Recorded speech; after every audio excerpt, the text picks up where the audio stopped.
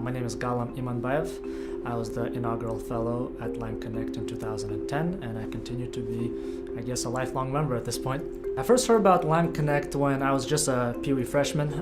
It was from the office of the disability office, and I heard a little bit about it. And at first, I've heard of other organizations doing maybe a little bit similar, but one thing that struck out to me immediately was first the mission was to be rebranding what a disability is and turn it into an ability, and then of course to look at the logos of some of the partners that were already a part of Lime.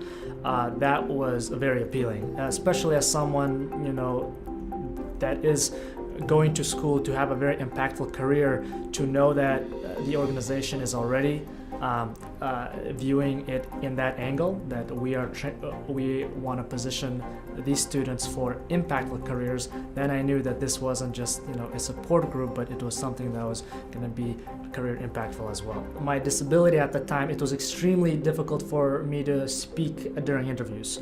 I stuttered very severely at them, and hence it was very difficult for me to continue on in the interview process. However, and the main reason that was because I didn't really address my disability up front. I know that isn't necessarily the right approach for everyone, but in my case, since my disability at the time was extremely vocal and visible, you could see it, you could hear it, I was able to reorient and think, okay, there is another approach, and Lime Connect at least opened me up to the idea of exploring that. The sooner I did that, the better things went, and in fact, it not only made interviews go well, but it also improved my fluency in my speech as well. We all know that disability is vastly unrepresented, both in work, in media, in every facet of basically our society.